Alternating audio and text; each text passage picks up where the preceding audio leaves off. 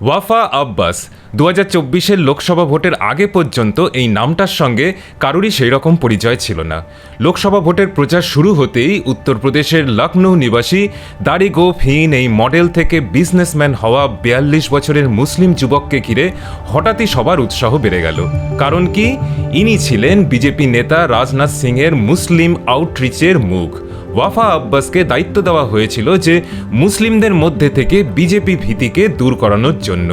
আধুনিক প্রজন্মের ওয়াফা আব্বাসের পাশেই আছেন উত্তরপ্রদেশের কলবে জাওয়াদ, একজন মুসলমান মৌলবী, শাহী আসাফি মসজিদের ইমাম, কালো আলখাল্লা আর পাগড়ি পরিহিত, যিনি মনে করেন যে মোদিজি আর যোগীজির হাতেই মুসলিমদের উন্নতি একমাত্র সম্ভব। এই দুজনের কথা কেন বললাম?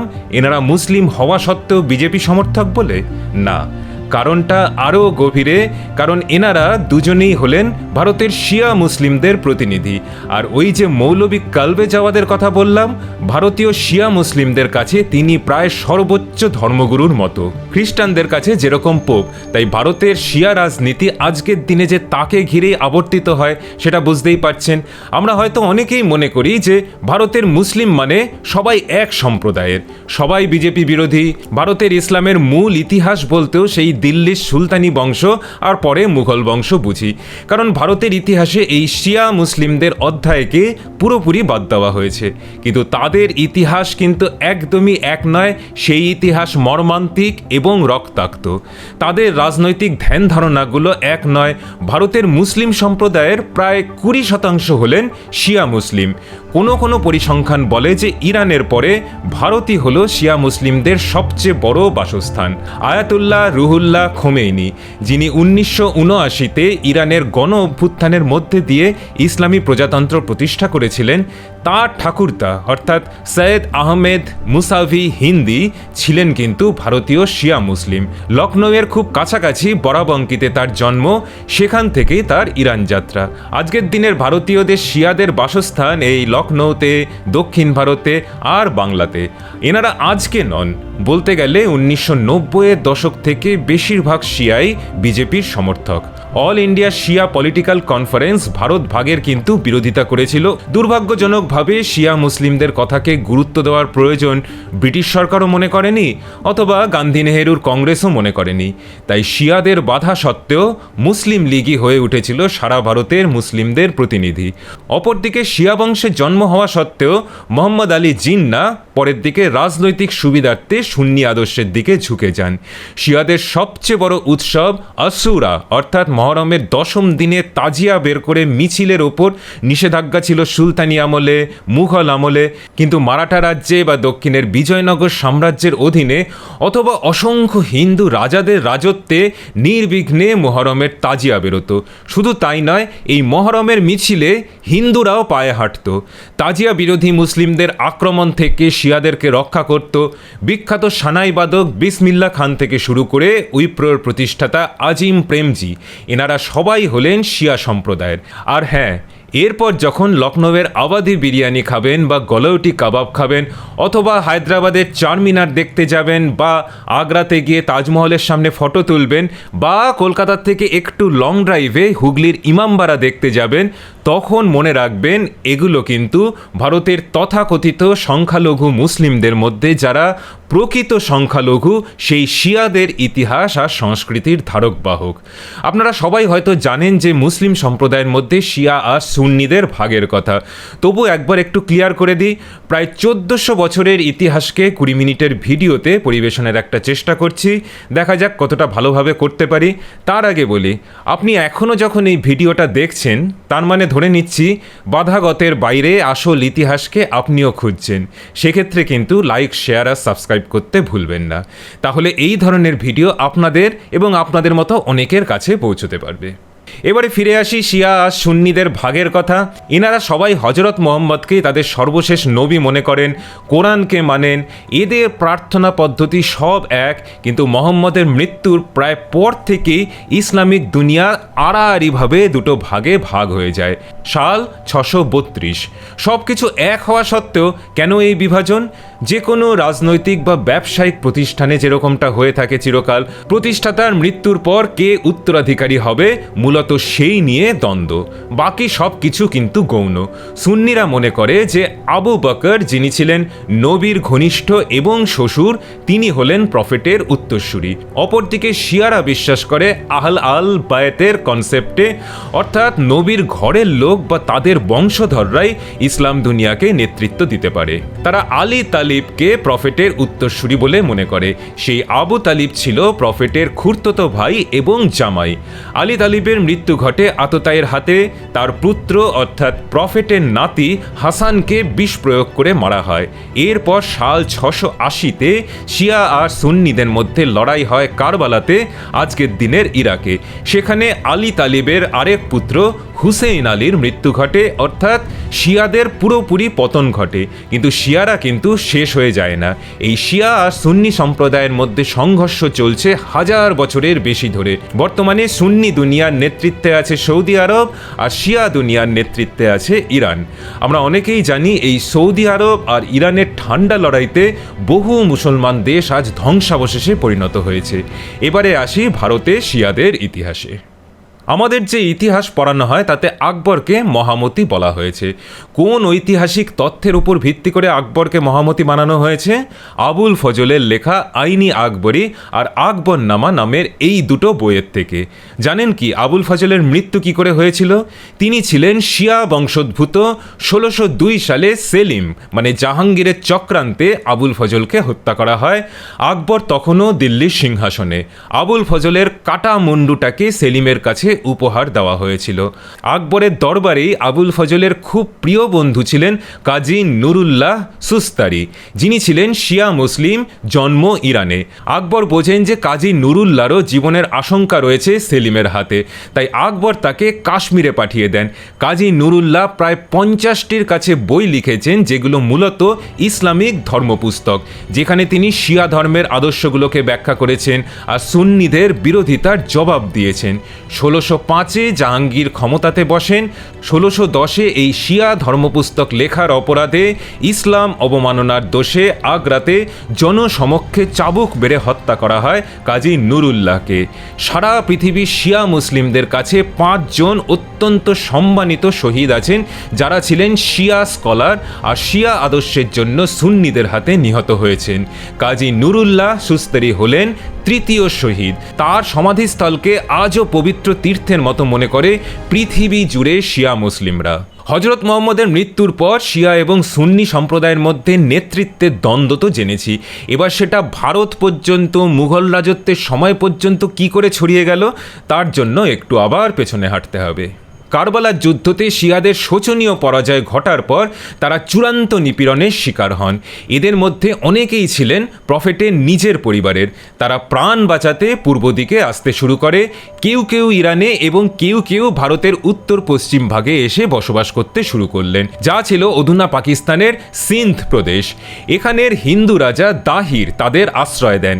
সময়টা হলো 7ম শতাব্দী। শিয়ারা এখানে নির্ভয়ে তাদের ধর্মাচরণ করতে শুরু করেন, কিন্তু সুন্নিরা পিছু ধাওয়া করতে করতে সিন্ধ পর্যন্ত এসে পৌঁছে যায়। সুন্নিদের উমায়াদ খলিফা বংশের সেনাপতি ছিলেন মোহাম্মদ বিন কাসিম, যার কথা আমরা ইতিহাসে পড়েছি, যিনি ছিলেন প্রথম আরবীয় বহিরাগত যিনি ভারত আক্রমণ করেছিলেন।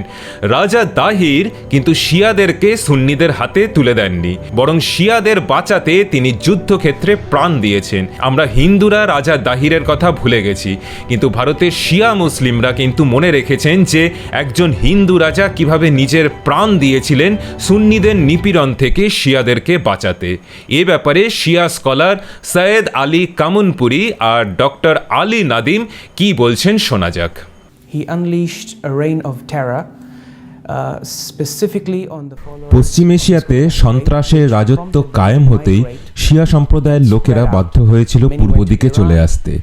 অনেকেই ইরানে চলে এসেছিল এবং বেশ কিছু শিয়া মুসলিম ভারতে এসেছিল। 711 সালে মোহাম্মদ বিন কাসিমের আক্রমণের একটা মূল উদ্দেশ্য ছিল যে সুন্নি সেনাপতি আল হাজাজ বুঝেছিলেন যে ভারত হয়ে উঠেছে শিয়াদের নিরাপদ আশ্রয়স্থল। Recognized that India had become a sort of a safe haven for many of the followers of the school of Ahlul Bayt who had migrated and had settled in India. It is said that it is during the উমায়েদ আর আব্বাসিদ সুন্নিদের রাজত্বে শিয়ারা ভারতে আসতে শুরু করে। হিন্দু রাজা তাদের সাহায্য করেছিলেন এই নিপীড়ন থেকে বাঁচতে, তাদের আশ্রয় দিয়েছিলেন। তার জন্যই হিন্দু রাজা দাহির প্রাণ হারিয়েছিলেন যুদ্ধক্ষেত্রে। against the persecution which was taking place against the Shias, and they were sheltered here, and it was due to that King Dahir in fact lost his kingdom by defending the Shias who had migrated here. And শিয়াপন্থী সেনাবাহিনীতে যোগদান করেছিলেন সেদিনের বালুচিস্তান পাকিস্তানের জাট সম্প্রদায়ের লোকজন। এরপর চলে আসি 1005-এর কথাতে। গজনির সুলতান মামুদ মুলতান দখল করে টানা 7 দিন লুটপাট চালিয়েছিল। এই অঞ্চলটা শিয়াদের অধীনে ছিল। যত শিয়া মসজিদ ছিল গুড়িয়ে দেওয়া হয়েছিল এই মামুদের নির্দেশে। আমরা জানি এই মামুদই ভারতের সোমনাথ মন্দিরকেও লুট করেছে। তো এই মুলতান যাবার পথটি ছিল অধুনা পাঞ্জাবের উপর দিয়ে, যা ছিল হিন্দু রাজা আনন্দ পাল তোমরের অধীনে। মামুদের লক্ষ্য ছিল মুলতানের শিয়াদেরকে আক্রমণ করা, আর তাই মামুদ রাজা আনন্দ পালকে বলেছিল যে রাস্তা ছেড়ে দিতে। কিন্তু রাজা আনন্দ পাল মামুদকে আটকান। শেষ রক্ষা হয়নি। কিন্তু শুধু রাজা দাহির বা আনন্দ পালই নন, ইতিহাস বলে যে যত বহিরাগত আক্রমণ হয়েছে আরব থেকে তার একটা মূল কারণ ছিল শিয়া আর সুন্নির দ্বন্দ্ব, যেখানে অসংখ্য হিন্দু রাজা তাদের জীবনের ঝুঁকি নিয়েছেন, রাজত্ব এবং প্রাণ হারিয়েছেন শিয়াদেরকে বাঁচাতে। কিন্তু শিয়াদের প্রতি সুন্নিদের নিপীড়ন চরম পর্যায়ে গিয়ে পৌঁছেছিল দিল্লির সুলতানি শাসনে, যা ছিল মূলত সুন্নি শাসন। দিল্লির সুলতানি আমলে বিভিন্ন জায়গা থেকে প্রচুর মুসলিম দিল্লি অঞ্চলে এসে বসবাস করতে শুরু করেন, যাদের মধ্যে অনেকেই শিয়া ছিলেন। কিন্তু নিজেদের প্রাণ বাঁচাতে তারা লুকিয়ে তাদের শিয়া ধর্মকে অনুসরণ করতেন দিল্লিতে। শিয়ারা একে বলতো তাকিয়া পদ্ধতি। 14 শতকের ফিরোজ শাহ তুঘলকের সময়তে শিয়াদের ওপর চূড়ান্ত নিপীড়ন শুরু হলো। তাদের মসজিদ ভেঙে দেওয়া হলো, বই পুড়িয়ে দেওয়া হলো, শিয়াদের নির্বিচারে হত্যা করা হলো। শিয়াদের বিরুদ্ধে আদেশ ফিরোজ শাহ কোটলা মসজিদে একদম খোদাই করে লেখা হলো। এরপরে মোহাম্মদ বিন তুঘলকের সময়তে তুঘলক রাজত্ব দাক্ষিণাত্য পর্যন্ত বিস্তৃত হয়। এই সময় তার সেনাপতি ছিলেন বাহমনি শাহ। কেউ কেউ বলেন যে তার জন্ম হয়েছিল হিন্দু পরিবারে, আসল নাম ছিল বাঙ্গু। যাই হোক, পরে তিনি মুসলিম হয়ে যান, আর তুঘলক বংশ দুর্বল হয়ে গেলে তিনি বিদ্রোহ শুরু করেন এবং দাক্ষিণাত্যে বাহমনি সাম্রাজ্যের সূত্রপাত ঘটে 1347 সালে। এই বাহমনি সুলতানরা ছিলেন শিয়াদের প্রতি খুব উদার। সেই সময় ইরাক, ইরান এবং পশ্চিম ও উত্তর ভারত থেকে শিয়ারা দাক্ষিণাত্যে এসে বসবাস করতে শুরু করেন। এই বাহমনি সাম্রাজ্য 16 শতকে ভেঙে যায়, আর 3টে শিয়া রাজ্যের সূত্রপাত হয়: বিজাপুরের আদিল শাহী, আহমেদনগরের নিজাম শাহী আর গোলকুন্ডার কুতুব শাহী। এরাই ভারতের বুকে প্রথম শিয়া সাম্রাজ্য। কুতুব শাহী সুলতানদের সময়তেই হায়দ্রাবাদের চারমিনার স্থাপিত হয়েছিল। তখন দিল্লিতে মুঘল সাম্রাজ্যের দাপট চলছে। মুঘল সম্রাট আওরঙ্গজেব এই 3টে শিয়া সাম্রাজ্যকে ধ্বংস করার জন্য দাক্ষিণাত্য অভিযান করে। কিন্তু সেই ইতিহাসে যাবার আগে প্রথমে বলতে হবে শিয়াদের প্রতি মুঘলদের বিশ্বাসঘাতকতার কথা। আবার একটু পেছনে যাচ্ছি। 1540-এর কনৌজের যুদ্ধে শের শাহের কাছে পরাস্ত হয়ে হুমায়ুন পশ্চিমের দিকে পালিয়ে যান। প্রথমে তিনি উমরকোটের হিন্দু রাজা প্রসাদ রাওয়ের আশ্রয়তে ছিলেন, যেখানে তিনি প্রফেটের বংশের হামিদা বানুকে বিয়ে করলেন, যিনি ছিলেন শিয়া বংশোদ্ভূত। সাল হল 1541, আর 1542-এ আকবরের জন্ম। এরপর হুমায়ুন ইরানে চলে যান। 1544 সালে ইরানে তখন সাফাভি বংশের রাজত্ব চলছে, যারা ছিল শিয়া ধর্মাবলম্বী। সাফাভি শাসক তাহমাস শর্ত দিলেন যে হুমায়ুনকে শিয়া ধর্মগ্রহণ করতে হবে, আর তাহলে সাফাভি সেনা হুমায়ুনকে দিল্লিতে পুনঃপ্রতিষ্ঠা করতে সাহায্য করবে। উপায়ন্তর না দেখে হুমায়ুন শিয়া ধর্মগ্রহণ করলেন। এরপর 1555-তে শের শাহের মৃত্যুর পর পারস্য থেকে আসা শিয়া বাহিনীর সাহায্যে হুমায়ুন আবার দিল্লি অধিকার করে। তার সঙ্গে যেই শিয়া সেনাপতিরা এসেছিলেন তাদের মধ্যেই একজন ছিলেন বৈরাম খাঁ, যিনি তিনি হুমায়ুনকে দিল্লি জয়ে সাহায্য করেছিলেন। 1556-তে হুমায়ুনের মৃত্যুর পর আকবরের অভিভাবক হয়ে উঠেছিলেন এই বৈরাম খাঁ। কিন্তু হুমায়ুন দিল্লিতে ক্ষমতায় বসার পরই শিয়া ধর্ম ত্যাগ করে আবার সুন্নি ধর্মে ফেরত যান। আল বাদায়ুনির লেখাতে এই ঘটনার কথা পাওয়া যায়। কিন্তু বৈরাম খাঁ আর নিজের মা হামিদা বানু, এই দুই শিয়া ধর্মাবলম্বী মানুষের প্রভাব আকবরের উপর যথেষ্ট ছিল। তাই হুমায়ুনের সাথে আসা শিয়া সেনাপতি এবং বাকি অভিজাতদের আকবর সসম্মানে রাজদরবারে স্থান দিয়েছিলেন। আকবরের নবরত্নের মধ্যে 4 জন ছিলেন শিয়া বংশোদ্ভূত। এদের মধ্যে ছিলেন আবুল ফজলও। কিন্তু আকবরের সভাতে শিয়াদের উপস্থিতি সেলিম অর্থাৎ জাহাঙ্গীরের একদম পছন্দ ছিল না। আবুল ফজলের হত্যা হয় আকবরের জীবদ্দশায়, আর তার প্রিয় বন্ধু কাজী নুরুল্লাহ সুস্তারিকে আগ্রাতে জনসমক্ষে চাবুক পেটা করে হত্যা করেছিল জাহাঙ্গীর 1610 সালে, যেটা আগেই বলেছি। কিন্তু পরের বছরই শিয়া বংশোদ্ভূত নূরজাহানকে বিয়ে করেন জাহাঙ্গীর। নূরজাহানের প্রভাবে জাহাঙ্গীরের সময় রাজদরবারে আবার শিয়াদের প্রভাব দেখা যেতে শুরু করে। জাহাঙ্গীরের পর শাহজাহানও বিয়ে করেন মুমতাজ বেগমকে, যিনি ছিলেন শিয়া মুসলিম। তাজমহলের স্থপতি আহমেদ লাহুরিও ছিলেন একজন শিয়া মুসলিম। তা সত্ত্বেও মুমতাজের সন্তান আলমগীর অর্থাৎ আওরঙ্গজেব কিন্তু ছিলেন কট্টর সুন্নি। তিনি শুধু হিন্দু বিরোধী ছিলেন তাই নয়, শিয়াদের ধর্মাচরণের ওপর সব ধরনের নিষেধাজ্ঞা আরোপ করেছিলেন। মহরমের তাজিয়া বের করা নিষিদ্ধ হয়েছিল তার সময়। শুধু তাই নয়, দাক্ষিণাত্যে শিয়া রাজ্যের ওপর তিনি আক্রমণ চালিয়েছিলেন। এই 3 শিয়া রাজ্যের কথা আগের অধ্যায়তে বলেছি। 1686 আর 1687 এই 2 বছরের মধ্যে বিজাপুর, গোলকুন্ডা আর আহমেদনগরের শিয়া সুলতানরা পরাস্ত হয় মুঘলদের কাছে। কিন্তু ইতিমধ্যেই দাক্ষিণাত্যে শিবাজীর নেতৃত্বে স্বরাজ্য বাহিনী মাথাছাড়া দিয়ে ওঠে। কঠিন লড়াইয়ের সম্মুখীন হতে হয় মুঘল বাহিনীকে। 1707-এ দাক্ষিণাত্য জয় করতে ব্যর্থ হয়ে আওরঙ্গজেব মারা যান, আর তার কিছু বছর পরে মারাঠাদের দাপটের সামনে অবশেষে মুঘল সাম্রাজ্য তাসের ঘরের মতো ভেঙে পড়ে। আর বলতে গেলে সারা ভারতেই মারাঠাদের শাসন প্রতিষ্ঠা হলো। সুন্নিদের দাপট শেষ হতেই ভারতের 2 দিকে শিয়া রাজ্য স্থাপিত হলো, একটা লখনৌতে আর আরেকটা আমাদের বাংলাতে। এবারে আমরা চলে এসেছি 18 শতকে। 1717 সালে মুঘলদের থেকে স্বাধীন হয়ে বাংলাতে রাজত্ব শুরু করেন নবাব মুর্শিদ কুলি খাঁ, যিনি জন্মসূত্রে কর্ণাটকের হিন্দু ব্রাহ্মণ। ছোটবেলাতে কৃতদাস হিসাবে তিনি বিক্রি হয়ে যান। তার মালিক তাকে শিয়া ইসলামে ধর্মান্তরিত করেছিলেন। বলা হয় তিনি ভারতের সর্বশ্রেষ্ঠ মুসলিম শাসকদের মধ্যে অন্যতম। তারপর বাংলার নবাব আলীবর্দী খানও ছিলেন শিয়া মুসলিম। বাংলাতে শিয়া ধর্মাবলম্বীদের প্রভাব অবশ্য এর আগে থাকতেই ছিল, কারণ শাহজাহানের সময় বাংলার সুবেদার ছিলেন শাহ সুজা। তার গুরু ছিলেন 3য় শিয়া শহীদ কাজী নুরুল্লাহ সুস্ত্রীর পুত্র। অপরদিকে লখনৌর আবাদি নবাবরাও ছিলেন শিয়া। অর্থাৎ মুঘলদের পতনের পর যেই অধ্যায়টা, সেইটুকুই পাওয়া যায় ইতিহাসের পাতাতে, যখন শিয়ারা স্বাধীনভাবে ধর্মাচরণ করতে পেরেছিল অনেকটা সময় ধরে বাংলা, লখনৌ সহ ভারতের বুকে বিশাল জায়গাতে। মারাঠা রাজত্বে গোয়ালিয়র, ইন্দোর ইত্যাদি জায়গাতে মহরমের মিছিলে হিন্দুরাও যোগদান করত। কিন্তু ব্রিটিশ শাসন কায়েম হতেই শিয়ারা আবার বিমাতৃসুলভ আচরণের শিকার হলেন। ব্রিটিশ শাসনে অর্থাৎ 19বিংশ শতকে শিয়া এবং সুন্নিদের বিভেদ মারাত্মক রকম মাথাছাড়া দিয়ে উঠল। দেওবন্দি, বরেলভি ইত্যাদি নানা রকম জঙ্গি শাখা গড়ে উঠেছিল সেই সময় সুন্নিদের মধ্যে, যারা কাশ্মীর, উত্তরপ্রদেশ, বাংলা সহ বিভিন্ন জায়গায় শিয়াদেরকে আক্রমণ করতে শুরু করলো। 1832-এ কাশ্মীরে শিয়াদের ওপর বিভৎস গণহত্যা চালায় সুন্নিরা, তার সাথে গণধর্ষণও। সেই সময়ের ব্রিটিশ গেজেটিয়ার এই শিয়া নিপীড়নের বিভৎসতার বর্ণনা দিয়েছেন, যা মুখে বলার নয়।